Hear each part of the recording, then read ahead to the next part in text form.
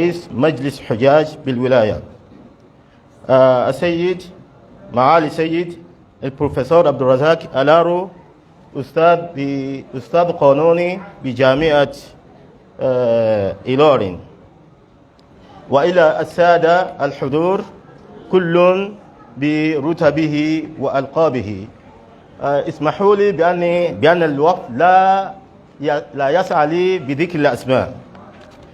أولا أنقل إليكم وإلى السادة اعتذار بروفيسور الخضر عبد الباقي محمد على عدم تمكنه من الحضور اليوم، إنه لظرف طارئ.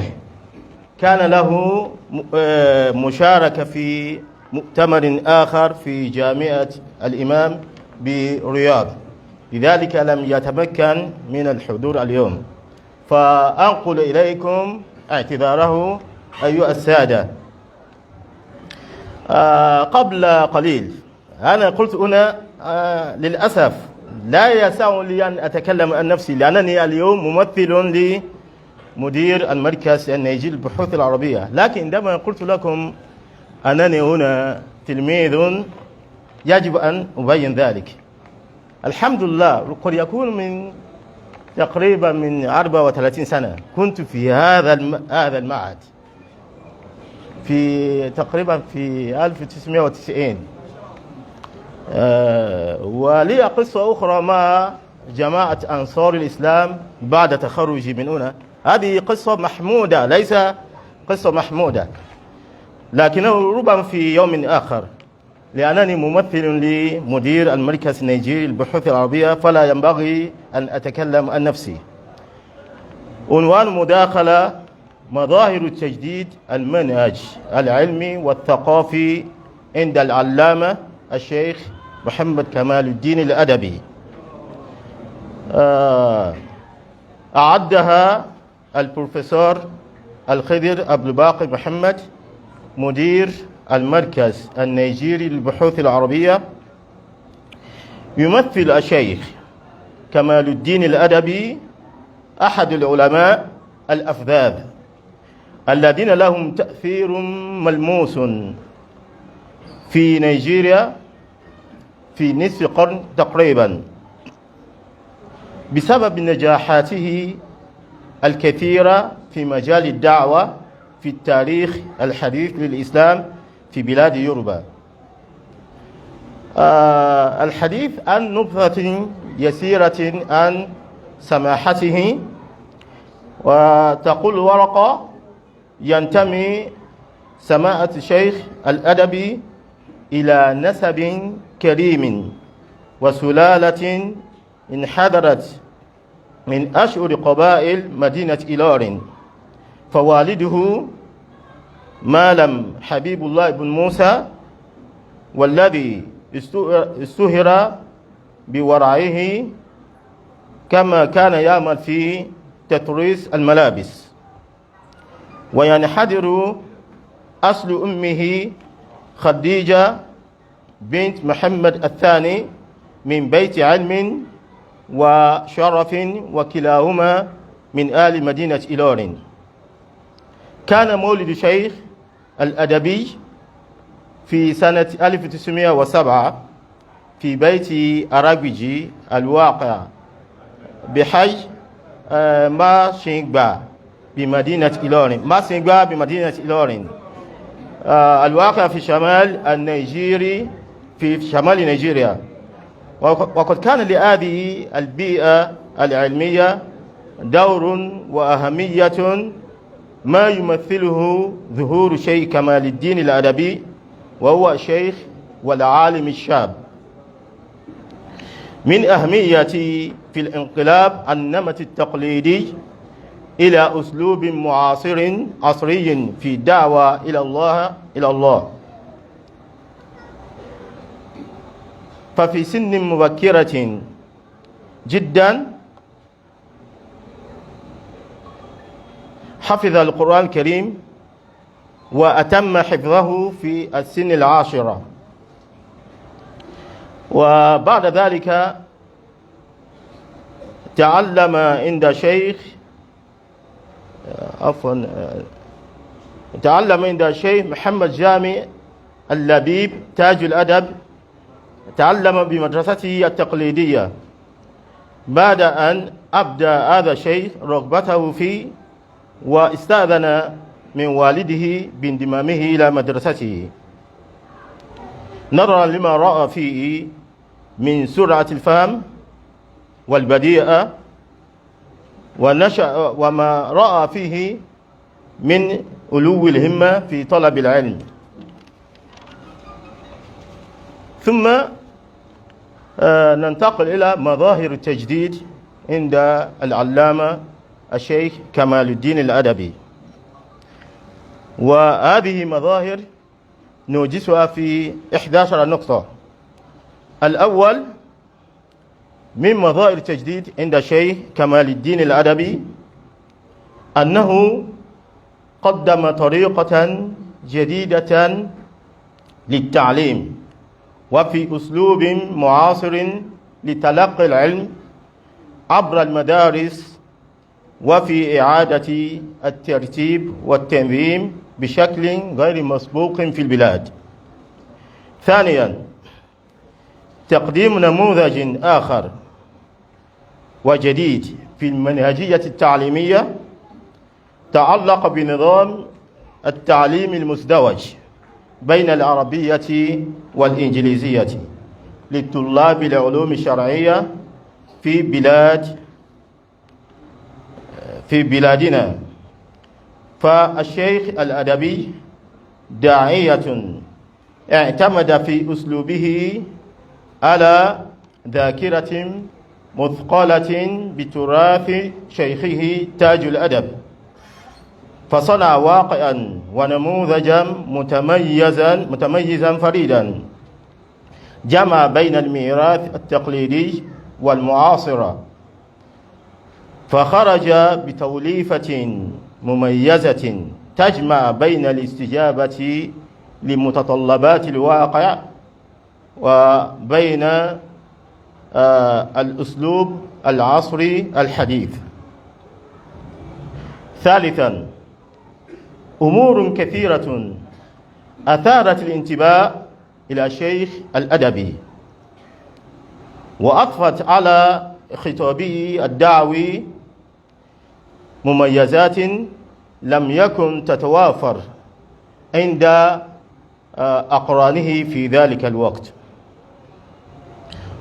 فقد كان لصغر سنه ولوفرة معلوماته الشرعية علاوة على روعة أسلوبه المتمثل في حلاوة صوته في تلاوة القرآن الكريم والشوائد الشعرية، وذلك أضاف الكثير من الجاذبية على دعوته ليصبح الاستماع إليه مقصدا جماهيريا. رابعا من أبرز مظاهر التجديد عند الشيخ العناية بمسألة التكثيف الذاتي في العلوم الشرعية عن طريق القراءة والاطلاع الواسع، فبذلك تفوق على أقرانه في ذلك الوقت. خامسا من أبرز ملامح خدماته مظاهر التجديد التي أحدثها الشيخ كمال الدين الأدبي، وأحدث نجاحه في استحداث منهجية جديدة لإعداد الدعاة. فنجح الشيخ الأدبي في تدريب الشبان على الدعوة بطريقة وبأسلوب عصري، فكان من أساليبه أنه عندما يذهب لإلقاء محاضرة في مدينة غير إيلورين كان رحمه الله يقدم ابن البلد في هذه المدينة ليقدم لهم الوعظ، ثم بعد ذلك يقدم تعليقات على وعظه. وأنا أذكر دائما عندما كنت هنا في التسعينات وكنت من الذين يحرصون على أن يذهب إلى محاضراته الأسبوعية، كان يفعل ذلك تماما. كان يقدم بين بعض من تلاميذه ليقدم محاضرة ثم يقدم تعليق عليه. سادسا، تمثلت خدماته من الناحية الأسلوبية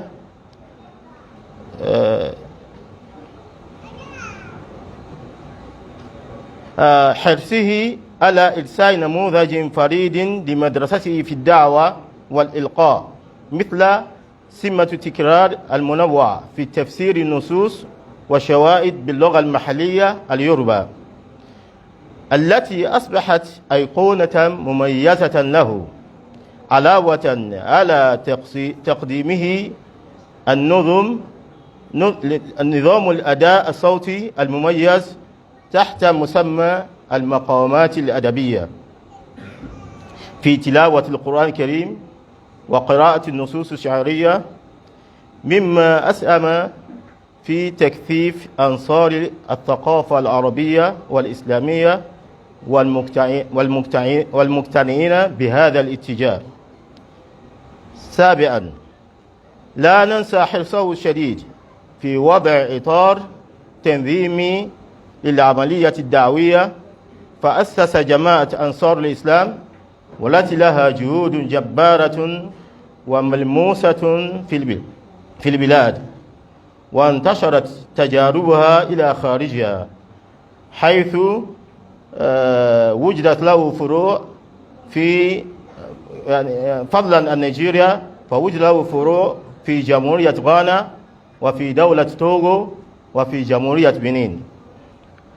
ثامنا، سجلت له جهوده الرائدة في مجال الأخذ بتحديث أسلوب التعليم العربي وتطويره من الأسلوب القديم إلى الأسلوب العصري الجديد على اعتراف النظام العصري، كما أن له سمة وريادة في مجال التعاون مع المؤسسات التعليمية العربية العريقة، من خلال تبني إنشاء فروع لها في نيجيريا. فقد تعاون مولانا الشيخ كمال الدين الأدبي مع علماء الأزهر على إنشاء المعهد الديني الأزهري في نيجيريا لجماعة أنصار الإسلام بمدينة إيلورين عام 1962. وقد أفاد من هذه الجهود مجموعة كبيرة من الطلاب الذين أصبحوا علماء والدعاة وبرافسة وأساتذة في جامعات نيجيريا اليوم. تاسعا، شهدت أواخر عصره في شهر يناير عام 2003 انطلاقه لمبادرة مشروع علمي متكامل توفر التعليم الجامعي والعالي لحملة شهادات اللغة العربية والدراسات الإسلامية وغيرها لاستكمال دراساتهم الجامعية ودراساتهم التعليمية العالية.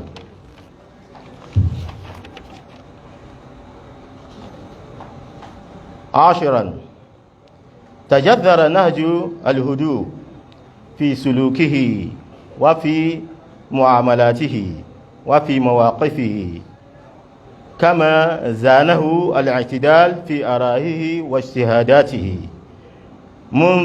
منها أزمة المواجهة السياسية التي شهدتها مدينة إيلورين بين حاكم ولاية آنذاك، وأقصد به الحاج محمد الأول، وأمير المدينة حانذاك الحاج إبراهيم ذو القرنين غنباري.